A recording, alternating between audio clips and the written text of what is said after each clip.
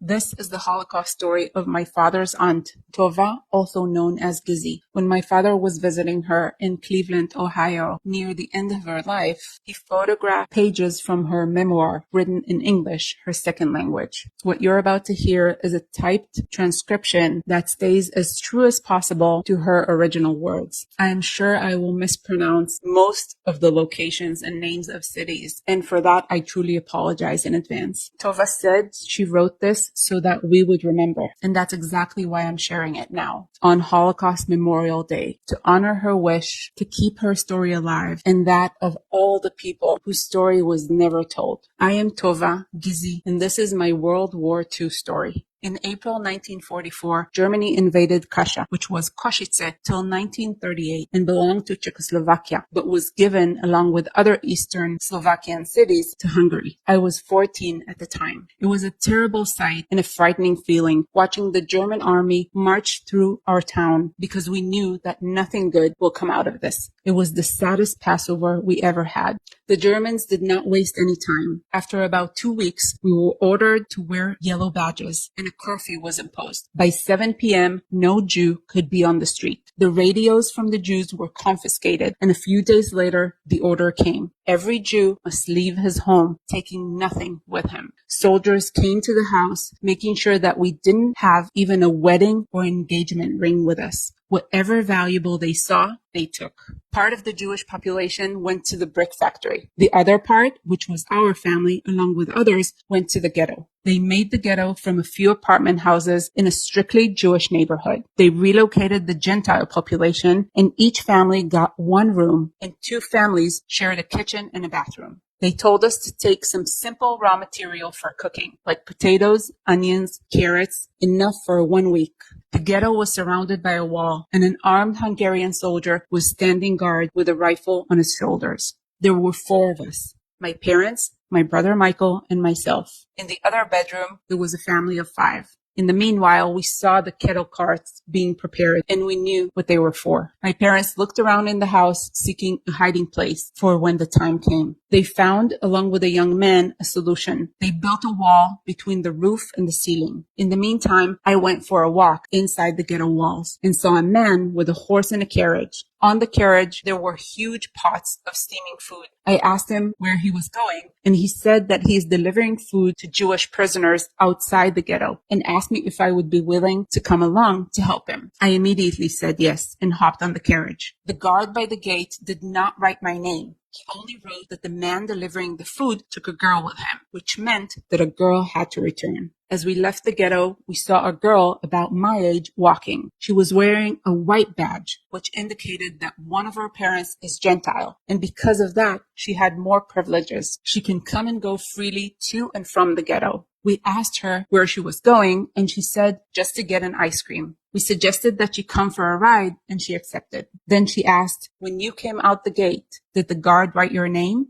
I said, no, only that one girl left. Then she said, if so, you go where you can. I will go back instead of you because I'm going back anyway. I thanked her and went to my father's business associate who took over our wine business when Jews were not allowed to have any businesses. He received me very nicely and said that I can stay as long as I wanted. But I knew that this is not possible because he had a 5-year-old son and children talk. His mother-in-law was there, and she said that she knew a young man who, for a price, is willing to take me across the border to Slovakia. Kasha was a border town. My only problem was getting the money. Then I remembered that my father told me that he left money with a friend who was a war hero, and for that reason, they did not take him to the ghetto. Later on, they took him along with other privileged people. I went there and got the money that I needed. We were going through forests the whole night. It was pitch dark and I was scared. After 3 hours of walking in the forest, the young man told me that he is lost and he must light a match. At this point,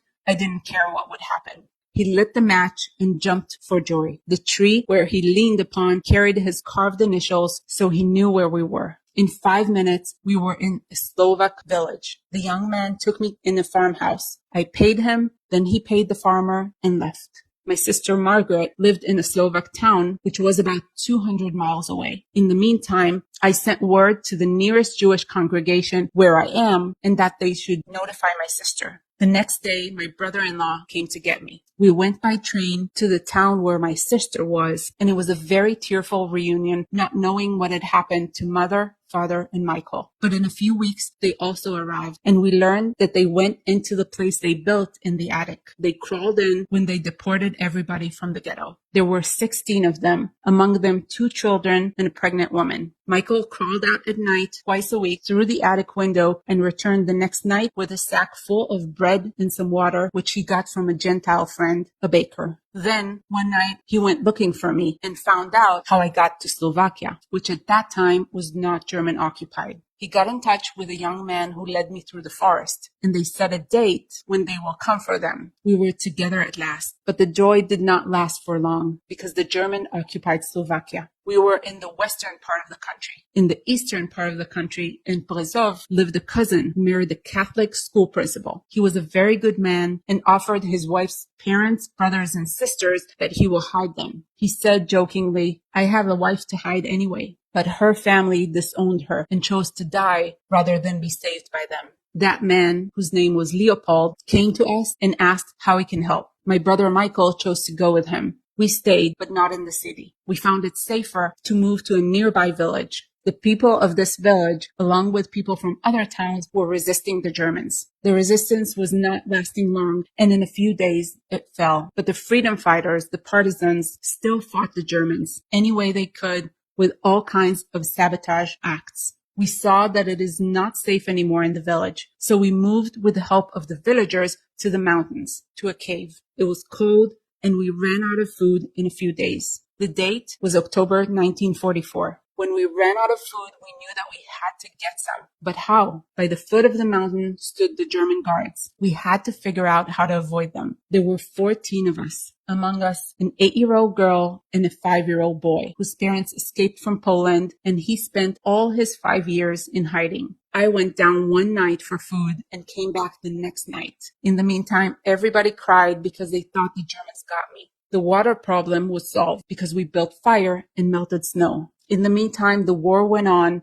The Russians were pushing the Germans back, and we saw the battle from the top of the mountain. We were out of food. We had not eaten for 3 days and decided to leave the mountain. We gambled. If we fall in German hands, we are dead. If we fall in Russian hands, we are liberated. We just kept going through a war zone, through the cannon fire, and suddenly we saw armed people dressed in white. We still didn't know who they are because both Germans and Russians were wearing white for camouflage. They saw us, pointed their rifles towards us, and yelled in Russian, "Give us your watches." We were happy to oblige. They wanted only our watches, not our lives. It was the end of February 1945. It was hard to believe we were liberated. Even the hunger was more bearable. We don't have to hide anymore. No more fear for our lives. All we have to do now is search for some food, which we started immediately. And when some good-hearted people gave us a loaf of bread, we really felt very lucky. On the same day, my brother Michael, who was already liberated 2 weeks earlier, found us. He knew that many Jews were hiding around that town. There were at least 30 villages around that town. But by fate or instinct, he chose the village where we were, and we were reunited the same day. For us, the war ended. It took us long days to get back to Košice, hitchhiking on army trucks. We went to our house, but could not stay there because it was empty. Everything was taken from there. We learned that one of my cousins, who was an officer in the British Brigade, is in town. We found him, and with his help, we got a furnished apartment. Life started to get back to normal. Slowly, day after day, friends came home. Some from hiding, some from concentration camps. Soon our cousins arrived. It was a bittersweet reunion because we all knew that their parents and brothers perished in concentration camps. We were lucky because nobody in our immediate family perished in the war, but the memories remain till this day. I still dream about German soldiers chasing me, but when I wake up, I say to myself how lucky we are compared to others who lost their loved ones.